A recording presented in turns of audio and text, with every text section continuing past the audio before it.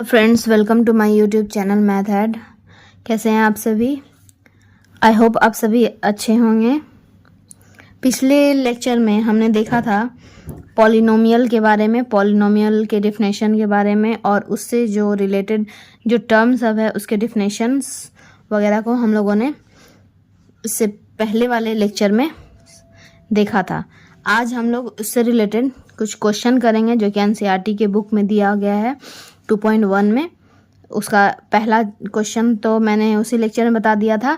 अगर आप लोगों ने अभी तक नहीं देखा है तो आप लोग मेरे उस वीडियो को देख सकते हैं।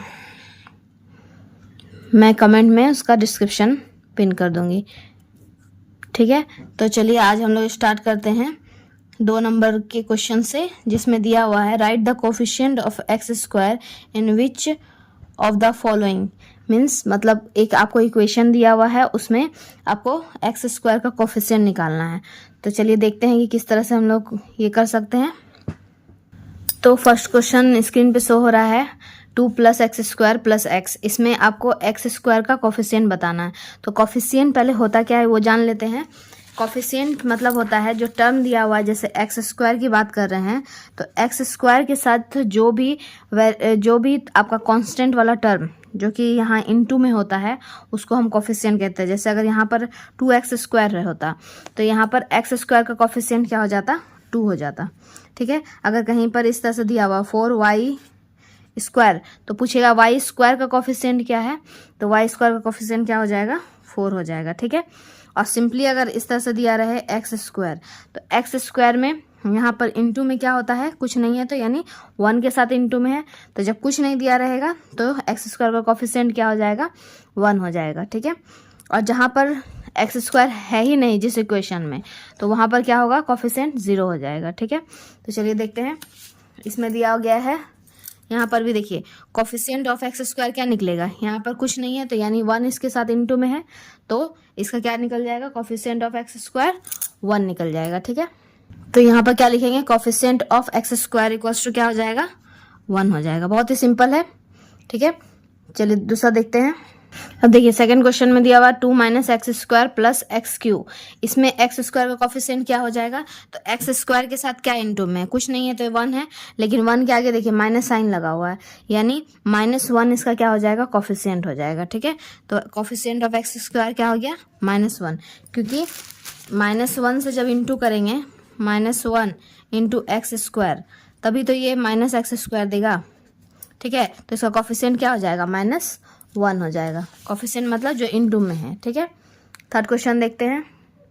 देखिए थर्ड क्वेश्चन में दिया हुआ π/2 x स्क्वायर + x। यहाँ पर क्या है? यहाँ पर एक्स स्क्वायर के साथ कौन सा इनटू में है? तो ये π/2 ये पूरा इनटू में है, ठीक है, एक्स स्क्वायर के साथ। तो मेरा कोफिशिएंट ऑफ एक्स स्क्वायर क्या हो जाएगा? π/2। जो भी चीज़ इनटू में दिया रहेगा वही उसका कोफिशिएंट हो जाएगा, ठीक है। अगर यहाँ पर x का कोफिशिएंट बोलता तो x का कोफिशिएंट क्या हो जाता? 1 हो जाता, ठीक है। लेकिन यहाँ पर एक्स स्क्वायर की बात कर रहा है तो π/2 हो जाएगा। चलिए 4 नंबर का क्वेश्चन देखते हैं। देखिए 4th नंबर का क्वेश्चन दिया √2x - 1। यहाँ पर एक्स स्क्वायर का कोफिशिएंट की बात कर रहा है, लेकिन इस इक्वेशन में कहीं पर भी एक्स स्क्वायर नहीं है। तो जब एक्स स्क्वायर है ही नहीं तो उसका कोफिशिएंट क्या हो जाएगा? 0 हो जाएगा, सिंपल, ठीक है। इसी तरह से किसी का भी कोफिशिएंट निकालने देगा तो जो उसके साथ इनटू में जो टर्म होगा उसको आप उसके साइन के साथ लिख देंगे, ठीक है। देखिए थर्ड नंबर स्क्रीन पे आपका क्वेश्चन हो रहा है give 1 example each of the binomial of degree 35 end of monomial of degree 100, ठीक है। कैसा बाइनोमियल लिखना है? बाइनोमियल लिखना है आपको डिग्री 35 होना चाहिए, ठीक है। और मोनोमियल लिखना है जिसका डिग्री कितना होना चाहिए? 100 होना चाहिए। तो बाइनोमियल और मोनोमियल मैंने पहले भी लेक्चर में बता दिया है कि जिसके 2 टर्म होंगे वो क्या होगा? बाइनोमियल होगा। और डिग्री मतलब होता है highest power of the polynomial, ठीक है। तो जैसे अगर कितनी डिग्री की बात कर रहे हैं तो डिग्री की बात कर रहे हैं x⁴, मान लीजिए एक वेरिएबल हम ले लेंगे x, ठीक है। तो उसकी डिग्री की बात कर रहा है 35 डिग्री होना चाहिए, ठीक है। तो 35 डिग्री तो लिख दिया मैंने, लेकिन इसमें बाइनोमियल की बात कर रहा है। तो बाइनोमियल मतलब यहाँ तो एक ही टर्म है तो हमको एक और टर्म लगाना होगा, तो इसमें हम कुछ भी एक और जोड़ देते हैं, तो 2 जोड़ दिए तो ये हो गया हमारा बाइनोमियल ऑफ डिग्री 35। ठीक है, इस तरह से कोई भी एग्जाम्पल आप ले सकते हैं।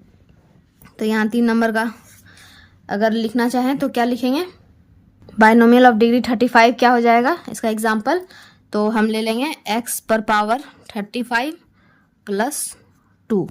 आप कुछ और भी ले सकते हैं, x नहीं ले करके y भी ले सकते हैं। जैसे y पर पावर आप 35 लगा दीजिए और यहाँ पर क्या बोलते हैं सिर्फ y भी लिख सकते हैं, ये भी हमारा बाइनोमियल हो जाएगा 2 टर्म वाला। ठीक है, और डिग्री हो गया 35। कुछ भी इस तरह का एग्जाम्पल लिख सकते हैं। और सेकंड में क्या लिखना है, मोनोमियल ऑफ डिग्री 100। तो मोनोमियल लिखना है, मोनोमियल मतलब जिसका एक टर्म हो। ठीक है, मोनोमियल ऑफ डिग्री 100। तो इसमें सिर्फ डिग्री की एक ही टर्म की बात कर रहा है। तो एक टर्म हम कोई भी वेरिएबल ले लेते हैं, एक्स ही ले लेते हैं, और इसका डिग्री कितना होना चाहिए 100, डिग्री 100। तो इस पर 100 चढ़ा दिए, ये हो गया हमको मोनोमियल का एग्जाम्पल। ठीक है, सिंपल, बस इसका एग्जाम्पल देना था। चलिए हम लोग नेक्स्ट क्वेश्चन 4 नंबर का देखते हैं, जिसमें आपको डिग्री निकालना है पॉलिनोमियल का। कि एक इक्वेशन दिया हुआ है, उसका हमको डिग्री बताना है कितना डिग्री है। देखिए 4th क्वेश्चन दिया हुआ 5x³ plus 4x² plus 7x। ठीक है, तो इसका डिग्री निकालना है। तो डिग्री कैसे निकलेगा, जो हाईएस्ट पावर होता है पॉलिनोमियल का वही डिग्री होता है। तो इस पूरे में हाईएस्ट पावर देखते हैं कि क्या है। देखिए यहाँ पर तो x है, तो इसका पावर क्या हो जाएगा, कुछ नहीं दिया हुआ था यानी 1 है इसका पावर। उसके बाद यहाँ x² है यानी पावर कितना है 2 है। यहाँ पर देखिए x पर पावर कितना है 3 है, तो सबसे बड़ा कौन सा हो गया, ये 3 हो गया। तो यही हो जाएगा इस पूरे पॉलिनोमियल का डिग्री। ठीक है, यानी जो हाईएस्ट पावर है वही क्या हो गया, डिग्री हो गया। तो इसका डिग्री क्या हो जाएगा 3। ठीक है, बस ये पावर को लिख देना है कि जो सबसे बड़ा वाला पावर है उसको लिख देना, वही डिग्री हो जाएगा। ठीक है, चलिए इसमें देखते हैं। इसमें यहाँ पर कोई वेरिएबल है नहीं, ये सिर्फ कांस्टेंट है। और यहाँ पर वेरिएबल दिया हुआ जिसका पावर क्या है 2 है।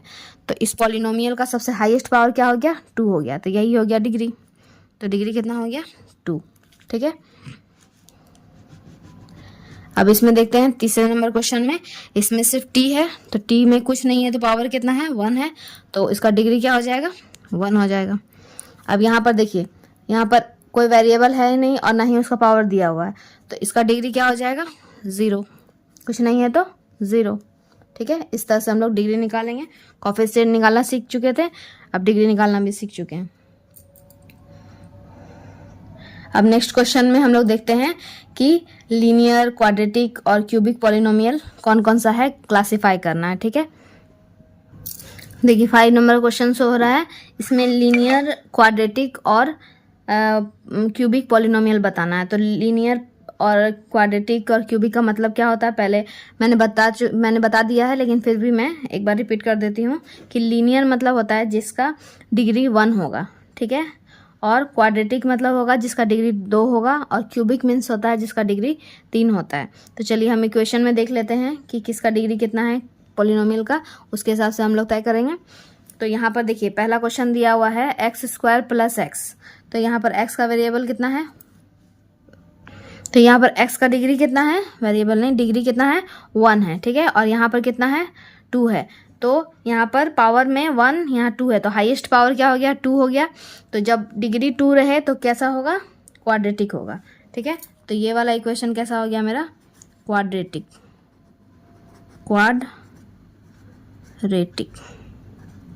ठीक है, चलिए सेकंड क्वेश्चन देखते हैं। x माइनस x³, इसमें देखिए इसमें कितना हाईएस्ट पावर है 3 है। तो जब 3 रहे डिग्री तो इसका क्या हो जाएगा, ये क्यूबिक हो जाएगा, CUBIC क्यूबिक। ठीक है, सिंपल है, सिर्फ डिग्री देख करके उसको लीनियर, क्यूबिक और आपको क्वाड्रेटिक बताना है। इसमें देखिए इसमें क्या है, हाईएस्ट पावर है 2 है, क्योंकि यहाँ तो 1 है और यहाँ पर कुछ है ही नहीं, तो इसका हाईएस्ट पावर 2 है। तो ये कैसा हो गया, ये भी हो गया हमारा क्वाड्रेटिक।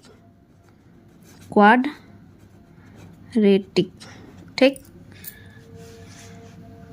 ये वाला क्वेश्चन देखिए, ये कैसा है, इसका डिग्री कितना है 1 है, कुछ नहीं, यहाँ पर तो 0 हो गया, इसका पावर 1 हो गया। तो 1 वाला पावर का क्या होता है, लीनियर। ठीक है, उसी तरह ये वाला भी देखिए, इसमें भी क्या है, पावर 1 है, तो ये भी कैसा हो जाएगा, लीनियर। ठीक है, यहाँ पर देखिए पावर कितना है 2 है, आर स्क्वायर दिया हुआ है, तो आर स्क्वायर यानी डिग्री कितना दिया हुआ है 2, तो ये कैसा हो जाएगा क्वाड्रेटिक। ठीक है, और ये लास्ट क्वेश्चन है, इसमें दिया हुआ है 7x क्यूब, तो पावर कितना है 3 है, यानी डिग्री कितना हो गया 3, तो जब 3 डिग्री हो गया तो कैसा हो गया क्यूबिक।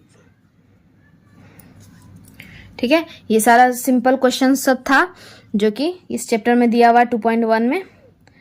तो आई होप आप लोग को समझ में आ गया होगा, आप इसका प्रैक्टिस कीजिए। अब हम लोग नेक्स्ट चैप्टर देखेंगे 2.2। ठीक है, इससे पहले अगर आप लोगों ने मेरे चैनल को सब्सक्राइब नहीं किया है तो प्लीज़ सब्सक्राइब कर दें और अपने दोस्तों के साथ भी शेयर कर दें। Thank you.